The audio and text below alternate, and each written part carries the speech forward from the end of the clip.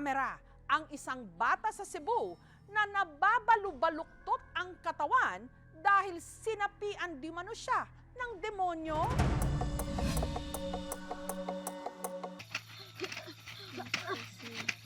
Ang mapapanood niyong video, ipinagbabawal ipanood sa isang bata sa Cebu. Makikita rito ang isang batang babae. Nagsisisigaw. Nagpupumiglas. Hanggang sa napahandusay. Na parang bumabaluktot ang katawan. At parang naninigas ang kanyang mga braso. Hindi raw siya sinusumpong ng anumang sakit. Gawa sa pangalan ni Jesus. Wala raw siyang anumang karamdaman. Pero ayon sa mga nakasaksi, di umano, siya'y may sapi.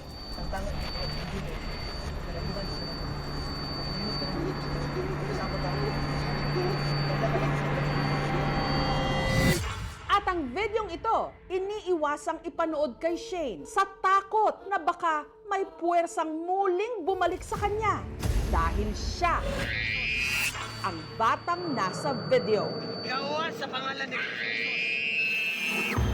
Bunso ng worship leader mula Lapu-Lapu sa Cebu na si Gladys, si Shane. Pinaagi sa imong hangmiling dugo. Nitong May 7, isinama raw ni Gladys si Shane sa dinaluhan nilang spiritual training sa bayan ng Aluginsan. Happy naman talaga po kami nun. Yung patapos na po kami, mama, mabigat yung yung katawan ko yung ulo ko, masakit. I-pray mo ako kay Pastor Sai. Pero habang ipini-pray over,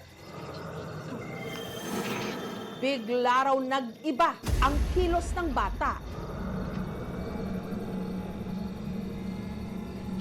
Kung titingnan mo talaga, ma'am, hindi ko maisip na kayang gawin ito ng normal na tao. Akala ko po nga, ma'am, sa time na yun ay siya ay lilipad. Ang paniniwala nila, si Shane sinapian ng demonyo. Kaya si Pastor Cyril agad nagsagawa ng deliverance o pagtaboy ng sapi. Gawa sa pangalan ni Jesus. Sa dami din ng nadaanan ko at sa dami din ng nakita ko, etong demon na ito ay wild talaga. Pero tila mas lumala pa raw ang kondisyon ni Shane. Sa posisyong ito, para siyang agresibong manok panabong. Binalot namin yung bata sa tela kasi para safety siya. May masakit talaga tingnan. Hindi ko lubos paisip na naranasan ng anak ko. Pila mo kabog dere. Isa jud una jud dere. Kasi ang ngalan. Ha? Dili na sila mo Kabig sa Ginoo. Ang nakadapa na noong si Shane, napahawak na lang sa kanyang ulo. Na para bang sinusubukang ikutin ito. Maghinahinay mo og kuan nila. Libanduan ka na ko ayo ang ulo. Maghinahinay mo og gawas ha. Maghinahinay mo og tangtang sa mga tawo sa ubos. Ha? Nagsabot ha? Ha? Musunod ka na ko, amo jud kay ka na ko. Libanduan ka na ko, tarungan na iyang kuan. Oh. Libanduan ka na ko pagtarong. Anara. Ito na ko pangutana. Anara ha. Musulti ko nimo. Mubalik mi dere. Tangtanga imong gawag kung dilis, kalayuhan ka na mo. Mapalinon ka na mo dito sa langit. Kasabot ha? Ha? Kaila ka na ko, kaila ko nimo. Hanggang sa si Shane, Be pray, be delivered, delivered. Jesus! Come on, guys! Jesus, my God! tuluyan nang nawalan ng malay. Territorial demonic authority na nagmanifest sa kanya. In short, galit na galit yung evil spirit sa atin kasi nga nung pinag-uusapan namin sa gabing ito, we are talking about to preach the gospel. Si Shane, maayos-ayos na ang lagay ngayon. Kwento niya, naglalaro lang daw siya noon nang meron siyang nakita.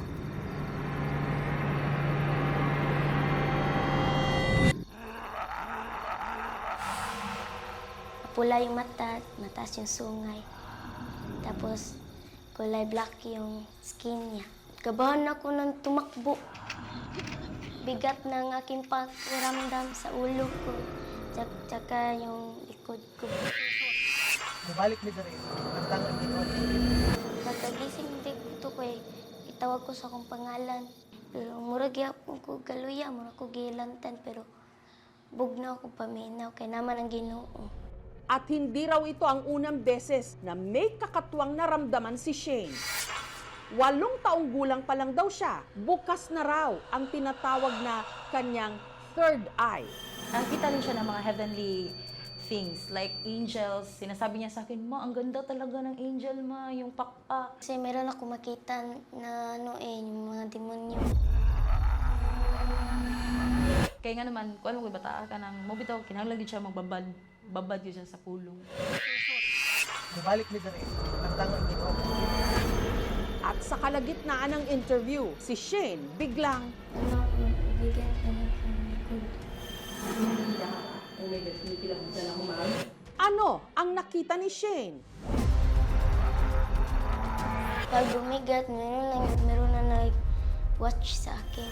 Sinundan nga ba siya ng masamang espiritong di umano sumapit sa kanya? Mapapakrus ka sa sunod na mga nakakakilabot na nangyari sa aming pagbabalik. Gawa sa pangalan ni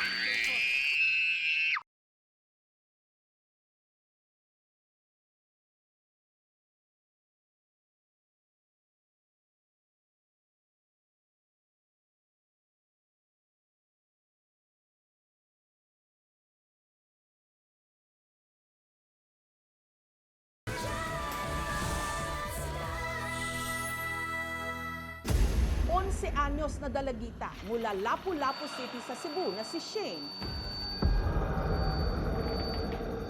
Sinapian di umano ng demonyo.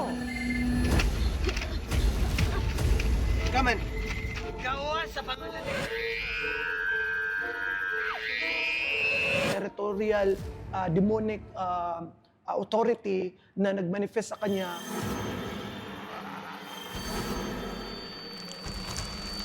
Pero ito ang hindi nila inasahan. Bigyan ka ng likod. Sa kalagitnaan ng aming interview kay Shane, muli siyang may naramdamang kakaiba. Pag bumigat, meron na nag-watch sa akin. Ngayon may nararamdaman ka? Oh my God, kinikilabutan ako, ma'am. Ha? Ma'am, kinikilabutan ako. Ayun, pakuan ha? Okay ka lang? Ay, pabarusan nila ako. In Jesus' name. Ayun lang. Dasalan niyo na lang muna, ma'am. Si Shane agad dinasalan ng mga spiritual leader. Relax ra iya mo na unaw kasing-kasing kay ma-stress man gud niya kababi tas daot or sa kuan nga mabuslot niya ang heart ni Inday. In Jesus' name. Kamusta ka? Okay na? Ano yung naramdaman mo kanina? Kasi yung background kasi biglang dumidilim. Mubalik mi diri.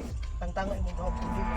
Para kay Gladys, posible rin daw na malalim ang ugat ng pinagdadaanang ito ni Shane. Kasi miss din yan yung daddy niya kasi namatay na. Sobrang close niya sa daddy niya. Kaya sinasabihan ko naman po siya na huwag kang malungkot kasi kung love natin siya, mas love din siya ni Lord. Pinaintindi ko naman po sa kanya na may lubos pa na nagmamahal sa daddy mo, si Lord. Kaya kinuha siya agad.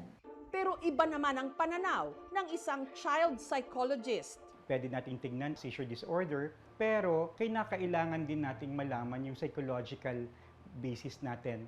Kapag ang bata ay nag-undergo ng tinatawag nating stress, may mga previous na kaganapan sa buhay niya, sa buhay ng pamilya, na maaring maglagay sa kanya sa ganoong kondisyon.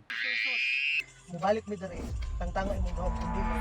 Malaki yung kondisyon ng isang bata na mas paniwalaan niya kung ano yung mas madalas niyang nakikita.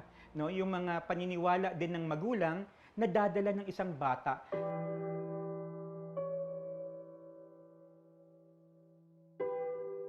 Lailahi man tag mga relihiyon, lailahi ta kung asa tag mga kuan, but ako ra jud ka-advice is dapat di kita magmahadlokon. Dapat kita mag-pray kay ang kahadlok dili na is Ginoo. Oo na. Sa ngayon, payapa na muli si Shane. Pero hindi sila nagpapakampante. Balik ko dali, tangtanga imong gahom aning tawo sa ubos. Ha? Dahil sa kanilang paniniwala, ang kampon ng kadiliman, hindi mo alam kung kailan muling aatake.